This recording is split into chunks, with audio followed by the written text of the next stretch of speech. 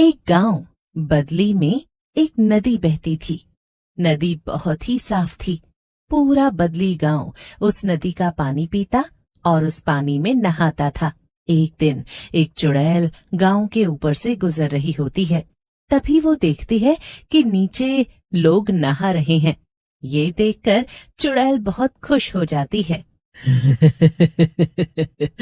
अरे वाह, कितनी साफ नदी है ये, और कितने लोग नहा रहे हैं। ये लोग तो रोज ही यहाँ आते होंगे।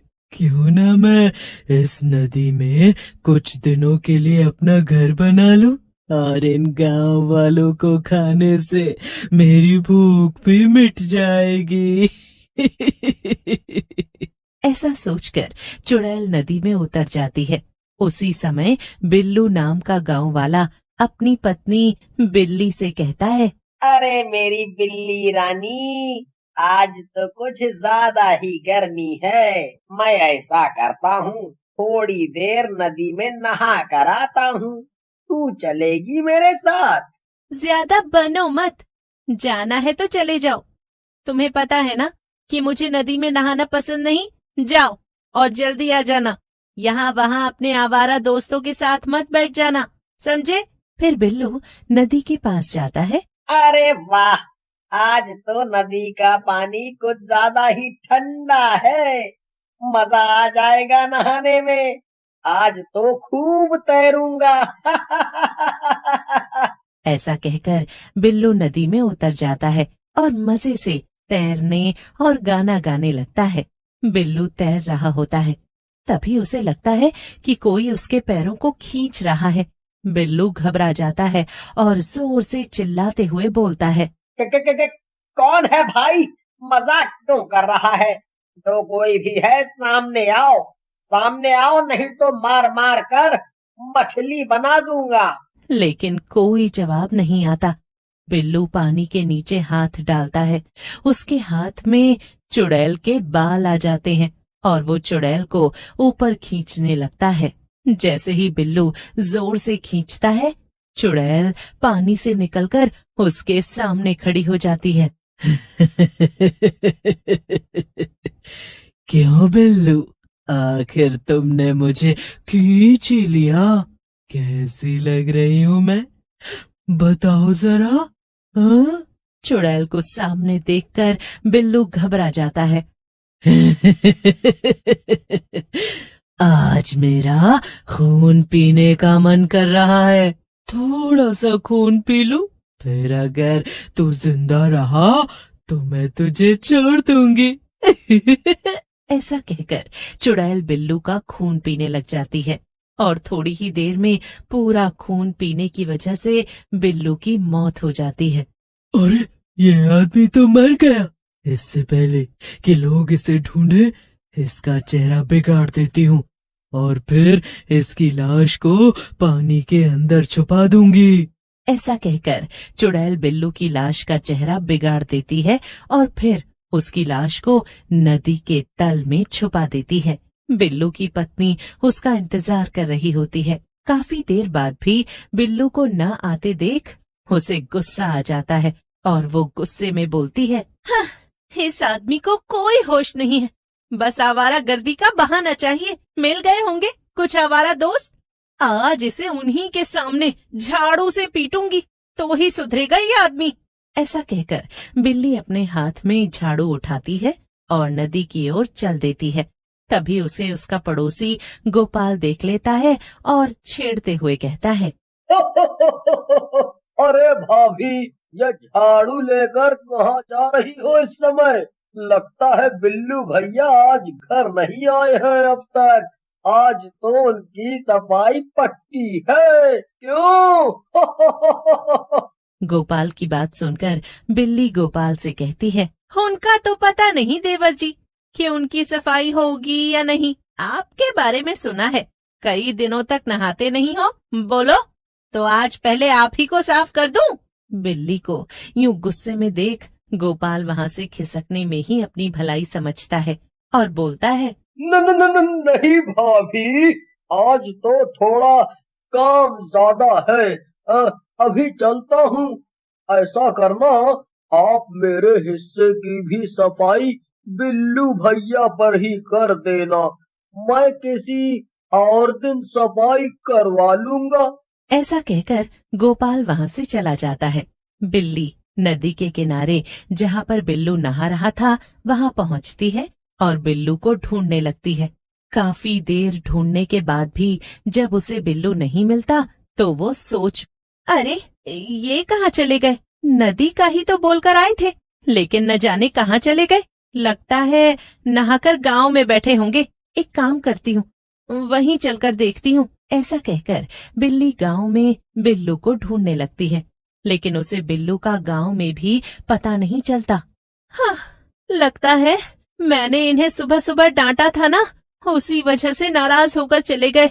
घर चलती हूँ, जब गुस्सा ठंडा हो जाएगा वापस आ जाएंगे। कई दिन बीत जाते हैं, लेकिन बिल्लू का किसी को कुछ पता नहीं चलता। एक दिन गांव के कुछ बच्चे नदी के किनारे नहाने के लिए आते हैं। अरे पिंटू, आज तो नदी का पानी कुछ ज्यादा ही ठंडा सा लग रहा है, कहीं जुकाम न हो जाए। राजू, कैसी बातें करता है तू कभी कभी। अरे नदी का पानी ठंडा नहीं तो क्या गर्म होगा। मुझे तो तू कई बार लड़की लगता है, कहीं ये सच तो नहीं है ना। तेरे हाथ भी लड़कियों की तरह से एकदम सॉफ्ट सॉफ्ट है। तभी पिंटू के पैरों से कुछ टकराता है। तभी उनका दूसरा दोस्त चेतन उस चीज को खींचकर ऊपर ले आता है। वो बिल्लू की सड़ी गली लाश होती है। लाश देखकर तीनों घबरा जाते हैं और जोर जोर से चिल्लाने लगते हैं। उन तीनों का चिल्लाना सुनकर गांव वाले नदी के पास पहुंच जाते हैं। गोपाल बच्चों से पूछता है, क्या हुआ बच्चों, क्यों चिल्ला रहे हो? गोपाल की बात सुनकर तीनों बच्चे लाश के बारे में बताते हैं। फिर गोपाल और उसके दो दोस्त श्यामू और लोकेश लाश को बाहर निकालते हैं। लाश बुरी तरह सड़ चुकी थी। न जाने किस गांव वाले की लाश है, कितना सड़ गई है। बाप रे बाप, देखा तक नहीं जा रहा है। भैया, मुझे तो लगता है कहीं ये बिल्लू भैया तो नहीं। सुना है वो भी कई दिनों से गायब हैं। अरे लोकेश भाई, तुमको क्या लगता है, किसी ने बिल्लू की जान ली है या बिल्लू ने आत्महत्या की है? लोकेश की बात सुनकर गांव वाले उसकी पत्नी बिल्ली को लाश पहचानने के लिए बुलाते हैं। बिल्ली एक ही बार में बिल्लू की लाश को देखकर समझ जाती है कि ये लाश बिल्लू की ही है। ये तो मेरे पति बिल्लू की लाश है, लेकिन इनको किसने मारा? कौन है वो मनहूस? बिल्ली को गांव के लोग समझा बुझाकर वापस उसके घर लेकर चले जाते हैं और फिर बिल्लू की लाश का अंतिम संस्कार कर देते हैं। अरे गोपाल भैया, जितना मैं बिल्लू को जानता हूँ वो बहुत ही बहादुर और समझदार है। वो कभी आत्महत्या कर ही नहीं सकता है। मुझे लगता है उसे किसी ने मारा है। सही कह रहे हो शामू, मुझे भी यही लगता है। हमें उसका पता लगाना ही होगा। फिर वो तीनों भी अपने घर चले जाते हैं। अगली सुबह गांव के बच्चे फिर से नदी में नहाने के लिए पहुंचते हैं और नदी के अंदर कूद जाते हैं और नहाने लगते हैं। चुड़ैल उन्हें देखती है। आज तो छोटे छोटे बच्चे आए हैं नहाने के लिए। इनका खून तो गर्म होता है। हाँ, मजा आ जाएगा पीकर। ऐसा कहकर चुड़ैल राजू के पैरों को पकड़कर उसे नीचे की ओर खींचने लगती है। राजू घबरा जाता है और चिल्लाने लगता है। राजू के साथ साथ चुड़ैल भी बाहर आ जाती है। चुड़ैल को देखकर सारे बच्चे घबरा जाते हैं। तुम लोग कहीं नहीं भाग पाओगे। मेरे शिकंजे में जो कोई भी फंसता है वो मर कर ही छूटता है। ऐसा कहकर चुड़ैल फिर से बच्चों की तरफ लपकती है, लेकिन इस बार बच्चे सावधान होते हैं। वो चुड़ैल की आंखों में पानी डालकर नदी से बाहर निकल आते हैं और गांव के अंदर चले जाते हैं और गांव वालों को नदी के बारे में बताते हैं। फिर गांव वाले नदी के किनारे जाते हैं, लेकिन काफी देर ढूंढने के बाद भी उन्हें कुछ नहीं दिखता। सरपंच नदी में चले जाते हैं। वो मजे से नदी में तैर रहे होते हैं, लेकिन डर की वजह से कोई भी गांव वाला नदी में नहीं उतरता। उसी समय चुड़ैल सरपंच को पानी के अंदर से खींचने लगती है, लेकिन सरपंच की चीख सुनकर सारे गांव वाले वहां से भाग जाते हैं। उसी समय लोकेश वहां आ जाता है। उसके हाथ में गंगा जल होता है। चुड़ैल सरपंच को लेकर बाहर आ जाती है।